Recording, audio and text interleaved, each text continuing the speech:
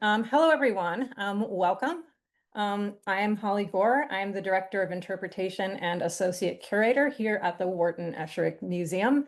And I'm so happy that you could join us today as we delve into the museum archives to look at Wharton Esherick's designs for the Curtis and Nellie Lee Bok House. The Bok House is one of Esherick's largest and most celebrated commissions. It's a fairly early work done in the 1930s. And it was a project where he really solidified his interest in creating sculptural environments for the home, kind of bringing this kind of emotional sculptural experience into domestic spaces. So with that, I'm going to share my screen and we'll get started.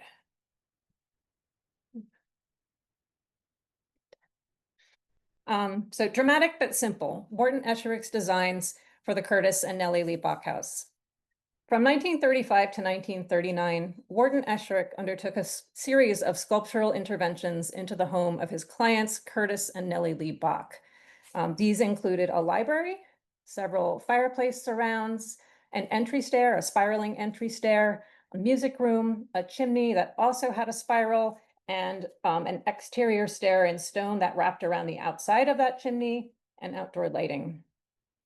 And the spaces that Esherick created for the Boks were total environments designed to be sculptural in every aspect, from the walls to the ceilings, the furniture, even small things like fireplace tools and door latches.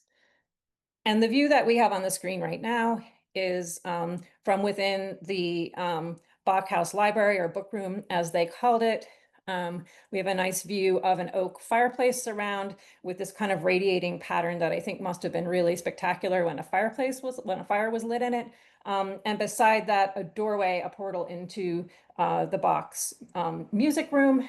And then the portal also has that kind of radiating pattern. And I'll show the door in a closed position if, there we go. You can see that kind of raking light really shows how Esherick enlivened that surface, what might otherwise be a very mundane surface, with this kind of very expressive, energetic patterning, and taking this treatment all the way down into something as small as the door latch, a sculptural object, and at the same time as it is a working mechanical object. So some background on the Bok House. Here we have Curtis and Nellie Lee in their home. The Bok House was in the mainline suburb of Radnor. The address was 120 Upper Gulph Road. It was a sprawling mansion built in the 1920s for the marble importer Edward Jacoby. Curtis and Nellie Lee Bok bought the house in 1935 and moved in as newlyweds.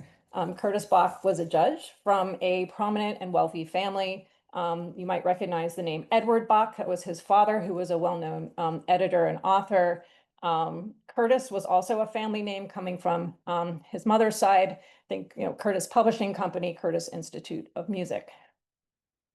Nellie Lee Holt Bok was very active in philanthropy, and the Boks together were supporters of the Philadelphia Orchestra, major supporters. Wharton Esherick, and that's how they met Wharton Esherick. The Boks and Wharton Esherick had a mutual friend in the orchestra's first violinist, named Alexander Hillsberg. And evidently Curtis Bok told Hillsberg of his need for some bookshelves, and Hillsberg pointed him toward Wharton Esherick. Curtis Bok would ultimately live in his home in Radnor through the end of his life. He passed in 1962, and Nellie Lee outlived him by several decades, but she ultimately left the home and moved to Center City, Philadelphia, where she lived for her later years. The Bok home was sold to a developer in the 1980s and demolished in 1989 to make way for a cluster of townhomes that occupy the site today. Before the demolition, many of the Esherick works were taken out, much of the interior woodwork and furniture, things that could be salvaged. And the view that we're seeing here on the screen of the Bok House shows it in the 1980s, really right before it was demolished. And we can see in the photo one of Esherick's interventions into the building, that chimney with the spiraling shape, with that's the closest one to the camera. And if you look closely, there is a stairway wrapping around that that would take people from the ground level to the balcony.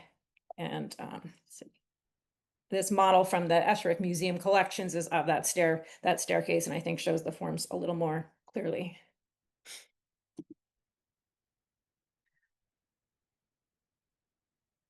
So the Bok House was many things for Wharton Esherick. It was a site of his largest ever project. The commission spanned almost 4 years and employed as many as 11 people at one time. But more than something that was sizable, it was really a chance for him to develop this vision he was coming into for making sculptural spaces, interiors that brought that kind of sculptural aesthetic experience that you might ordinarily have in a museum into a domestic setting and really embedding them into space rather than just discrete objects. And in this aspect, I think the Bok House kind of inadvertently becomes a case study for how some of Wharton Esherick's major achievements are ultimately very hard to see because there was this incredible investment in these private spaces, many of which don't exist anymore. Esherick was incredibly proud of the Bok House, and throughout his lifetime, he brought many friends and potential clients to see it, among them the writer Theodore Dreiser. And Esherick wrote about the home to Dreiser in a letter where I think he was kind of trying to entice him to come. And he describes this entryway that I'm showing here. So he writes about the winding staircase that he's created, but also just the room as a whole. So Esherick characterizes the room: dramatic but simple, white, cold white walls, a flesh color wood stair swinging upward against a dullish and gray black back wall. You must see it. So dramatic but simple, right? Esherick's use of the term dramatic here, I think, is very rich and kind of layered in its meanings. On the one hand, it can describe the relationships of form and color, but also it has resonance with the literal and very significant connections that Esherick had with theater and the dramatic arts. Esherick had a long-standing relationship with the Hedgerow Theater, which was a small repertory theater in Rose Valley, Pennsylvania. He was a regular visitor to the Hedgerow. He often went to sketch the actors to capture their gestures. He created posters and publicity and also built furniture for them. And he created stage sets. And what we have on the screen here is the set for the Hedgerow production of Henrik Ibsen's When We Dead Awaken from 1930. So really one of Wharton Esherick's first ever sculptural environments, and that he's put together all of these abstract forms for human beings to inhabit and move around in. We have some very crystalline shapes on the stage, some of them angular and spiky, and some of them really kind of globular and rounded. And they're very expressionistic in that they're showing communicating this kind of unseen inner reality. In this case, the presence of these forces of nature that are kind of shaping and moving behind all of these things that we see. And this kind of drama and expressionism is going to animate a lot of Esherick's major commissions of the 1930s. So despite the Great Depression, the 1930s were an incredible, extraordinary time for Esherick, and when he was really growing himself, I think, as a creative individual and growing his career.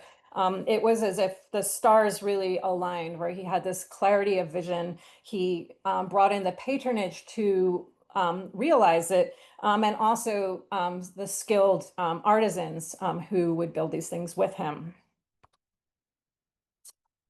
So I'm just going to hit a couple highlights of the 1930s. Helene Fischer, his first major patron, a German-American industrialist. And I'm showing her here with her corner desk that Esherick made for her in 1931.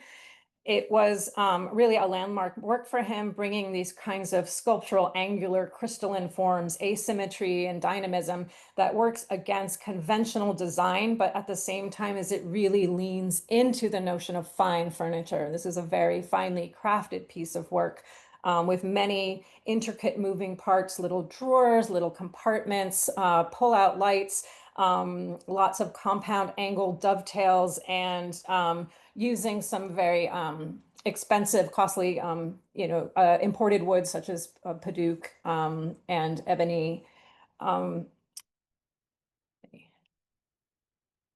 Marjorie Content, the photographer, was another of Esherick's patrons of the 1930s. And I'm showing here a bed that he created for her Greenwich Village apartment, very kind of Art Deco and elegant, again, making use of Paduk, also walnut.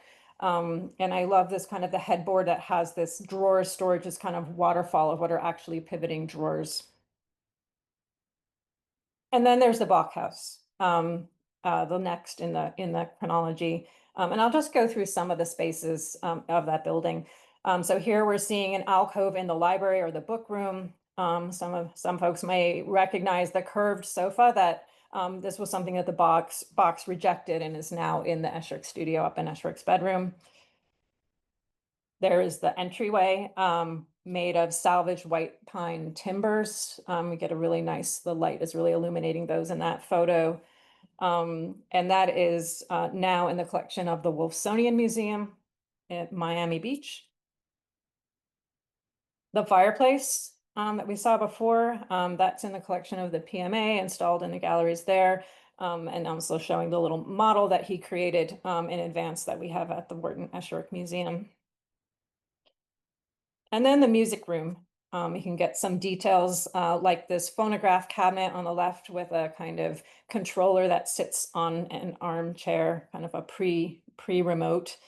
And then a wider view of the room, which again, really this kind of total designed environment. Esherick, of course, did the woodwork, but he also contracted the upholsterers. He had a hand in designing the curtains. You see one of them, you can kind of see one of them against the back wall, but there's several that you don't see because they retract behind the window surround of that large plate glass window on the right. He didn't want the wood to be obscured, so he came up with a system where it would be concealed. There's actually that painting that you're seeing above the fireplace flips up, and behind it is a grating for a speaker for the Victrola. And so the fireplace, I also mentioned that the chimney for that fireplace is the spiraling chimney that I showed earlier. So Esherick made major interventions into the building with this room, more than just remodeling the interior. And of course, kind of blew out the side of the building to put in those very large plate glass windows, which were not part of the original building.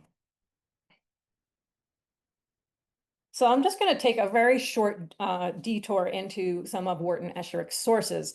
We know that he did not invent the notion of putting sculptural and functional form together.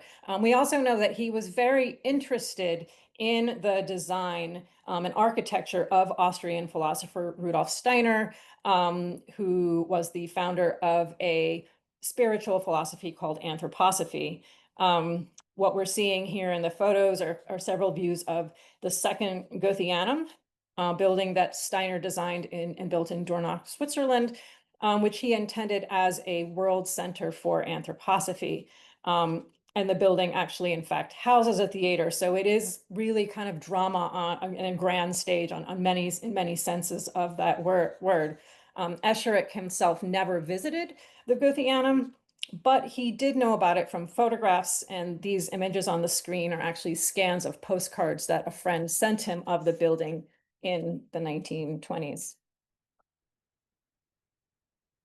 Um, and the Bok House is, of course, a little bit smaller scale, or much smaller scale than the Gothiana, but I think it still has some of those elements of being a grand stage if we consider the kinds of social events that would have been happening, in these very elegant rooms at the home of these prominent figures in the Philadelphia social scene. And the photo spread here is from a magazine called Country Life and the Sportsman. And we can see a lot of those really sculptural qualities of the room framed through the lens of photographer Edward Quigley. So I think our time is running a little bit short, but I still want to touch on just the other term that Esherick used to describe the Bok House entry. It's simple, right? And dramatic, but simple. And thinking of simplicity as a design ideal that was interesting to him at that moment. And I think we can get some insight onto that through the perspective of Joseph Esherick, who was Wharton Esherick's nephew and who worked for his uncle on the Bok House in the summer of 1937, just after finishing an architecture degree at the University of Pennsylvania. And Joseph Esherick would later go on to be a very well-known architect in California. But this is here in this photo. He's the one with the darker hair with his uncle Wharton, and he's at the very beginning of his career, I think probably having the summer of his life. So what we're seeing is Joseph and Wharton are standing outside the Esherick studio. There is a derrick or crane that is built on the property to move some of these really large timbers that they were using for the Bok House. And the one that is suspended is the windowsill of that large plate glass window. Joe Esherick took a lot of photos while he was at he was working for his uncle. And here we see, this is one of his photos of the Bok House, that large plate glass window surround in progress in the studio. And I think it's interesting to see that, but also very interesting to me to see the inside of the Esherick studio in the 30s. I mean, Wharton did not take these kinds of photos. So it's really interesting I mean, if for those who are familiar with the studio, I mean, this seems to be right exactly where the sculpture well is right now. So it's much changed space. Some other photos capturing that derrick on the left-hand side, that kind of boom crane, and then on the other side, another view of the studio on the hillside. And for those who are familiar with Wharton Esherick's life story, you know that down that hillside was the farmhouse where Esherick had been living with his family, his wife, Lettie, and their children. And that in the 1930s, he was in the midst of a protracted marital split. And he had been living in the studio quite a bit, but really hadn't made it into the comfortable home that it would become later. And it was really, very kind of like a barn-like studio with kind of a sleeping area up overhead. And if we see that, go to that left photo of the building, you can see, for those again who are familiar, that there is now a dormer window on the front of the building that faces out over the driveway, and that's not there. So it's got that original tar paper roof. But however kind of rudimentary this was, we know that this was a designed space, and that Esherick was very invested in every detail of this. And I think that's where we come into this ideal of simplicity. Showing here another on the photo of the staircase, another one of Joe Esherick's views of the studio in 1937. And then the other photo, the interior of the farmhouse where Wharton and Lettie Esherick lived. And so you can see at Wharton Esherick furniture, a mural that he painted on the wall, woven textiles, printed textiles, a textured kind of fireplace kind of front. All of these things, very designed. There's also some stencils on the wall. So lots of kind of color, texture, pattern. But I would kind of argue that that both of these photos show equal interest in surface and texture. It's just that in the studio, Wharton Esherick chose to avoid any kind of details that would compete with letting people see the intrinsic properties of the materials, things like stone, big hunks of wood, wood grain. How does wood split? How does it behave? And this, as it was a place for him to start a new life, but also really where he could take advantage of developing, that kind of aesthetic that he was moving into around that time. And also to compare this with some of those earlier commissions of the 1930s, things like the Bok House and the staircase and the studio. On the one hand, really make use of a lot of local woods, a lot of things like oak and pine, whereas those kind of earlier commissions were using lots of exotic. So it's a kind of a lean towards I think a very kind of intuitive ideal of what simplicity could mean. And looking at this Bok House entryway, you can see this pine staircase really showing off those timbers that were salvaged from a covered bridge. And then behind it, this kind of theatrical black backdrop that is kind of the ultimate absence of competing detail. So I'm going to end as kind of an epilogue to show a little bit of an excerpt from a VHS tape that we converted to an MP4 here at the Esherick Museum. It's a tape that was made of the interior of the Bok House right before it was taken down in the 1980s. It was made by Bob Bascom, who was one of the museum founders. And I think there's a bit of awkwardness in it. You'll see there's some glitches. And it's just, making a video in those days was a lot more cumbersome than doing it now. But for me, seeing this was really kind of revelatory because I can get away from those carefully framed photos to see more of a three-dimensional space. And there are also people in this, so you can get a sense of the proportions. So this will start out showing us that windowsill, that very large windowsill that we saw in progress in the studio, and go around to this fireplace, and then we'll see the wall opposing the fireplace in the music room with this incredible kind of record storage that Wharton Esherick built. So again,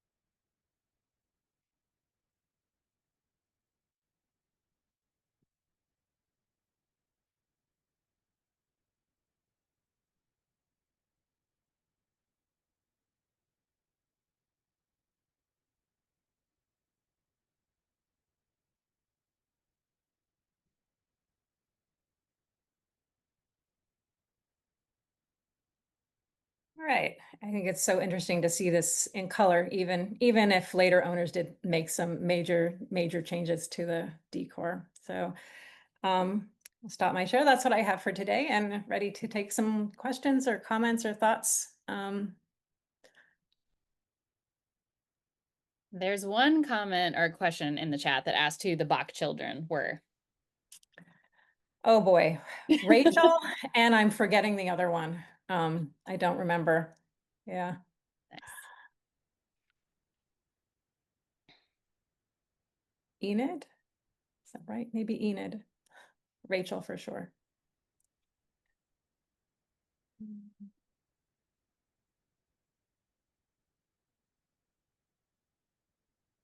Oh, nice. Looks like we have some folks here from the Wolfsonian. That's wonderful. Yeah. So for those from the Wolfsonian, is the staircase currently on view?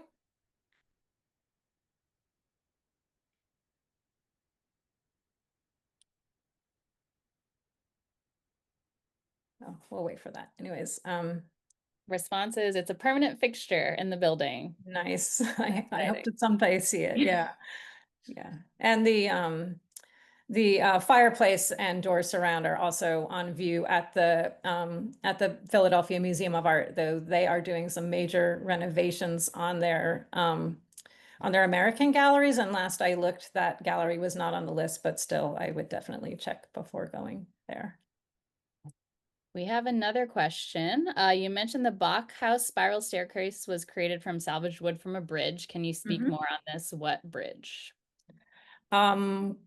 All I know about that is that it was a covered bridge that he salvaged the wood from, and I think he was kind of a master salvager, taking down, with an eye out for buildings that were falling down, and bridges that had been damaged. I don't know the particulars about that bridge.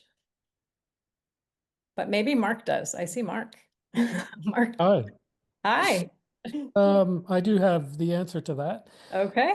There was a hurricane that came through the Delaware River and Mm-hmm. knocked down all the covered bridges in New Hope and Center Bridge, Mm-hmm.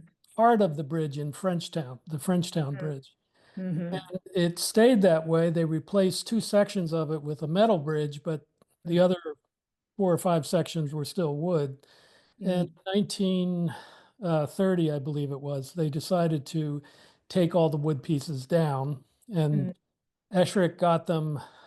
He wouldn't have known about that, except that Frederick Harrer lived about a 5-minute walk from there, and I'm sure he's the one who told Esherick about it. So it wasn't wood that was destroyed. The bridge wasn't destroyed by an event like that. All the beams were taken down, so that's Mm-hmm. where all the spiral staircases came from. So Yeah. Yeah. Probably including the one behind me. Yes.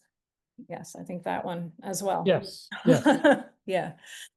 Yeah, we have in our archives here like a letter that Esherick wrote in 1926, just as he was building the studio, that was donated back to the museum, where he was saying, hello, I noticed that you have a building that's coming down on your property. I'm building a studio. Could I take some of the beams from it? So he definitely had an eye out for those kinds of opportunities. The hedgerow first, Yes, for still being there. Yeah. still being there, having Yeah. shows. Yeah, absolutely.